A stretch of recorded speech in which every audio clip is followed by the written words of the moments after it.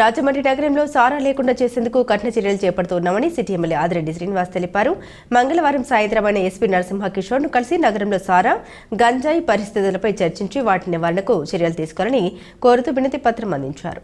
అనంతరం ఆయన మాట్లాడారు. గత వైసీపీ పాలనలో నగరంలోని 46 రామదాసుపేటలోని సారా విక్రయాలు జోరుగా సాగుతున్నాయని, ఇకపై వారి ఆటలు సాగనివ్వబోమని హెచ్చరించారు.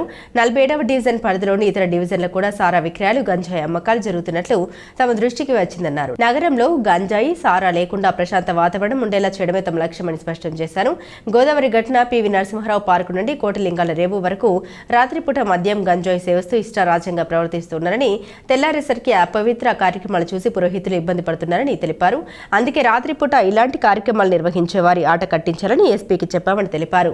దీనికోసం పోలీసులు స్పెషల్ డ్రైవ్ చేపడతారని, ఆధార్ కార్డు లేకుండా ఈ ప్రాంతంలో ఉంటే ఇకపై ఉపేక్షించేది లేదన్నారు. ఇది వైసీపీ పాలన కాదని ఇకనైనా సారా, గంజాయి అమ్మేవారు గ్రహించాలని హెచ్చరించారు. టీడీపీ నాయకులు ఇన్నమూరి దీపు, నల్లం శ్రీను, పెంటపాటి సుభాష్, మోకమాటి సత్యనారాయణ, బేసటి చున్ని, కానటి ప్రభుదాస్, అజ్జరపు రమేష్ తదితరులు ఎమ్మెల్యే వెంట ఉన్నారు.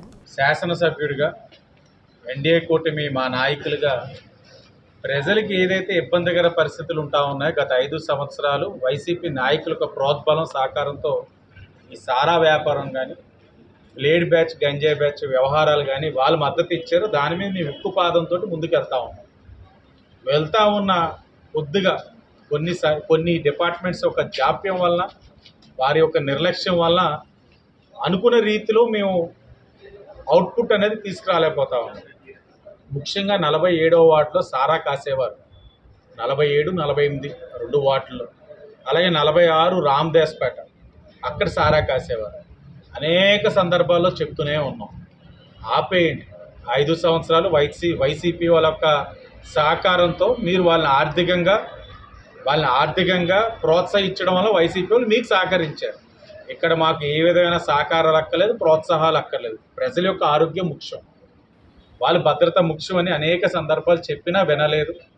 ఎస్పీ గారిని కలిసాం, స్పెషల్ టీమ్స్ వేయిస్తూ ఉన్నాం. సారా అనేది రాజమహేంద్రవరం లేకుండా చేసే కార్యక్రమం ఎన్డీఏ కూటమిగా మేము తీసుకుంటా ఉన్నాం. అలాగే గోదావరి గట్టు చాలా పవిత్రంగా భావిస్తూ ఉంటాం.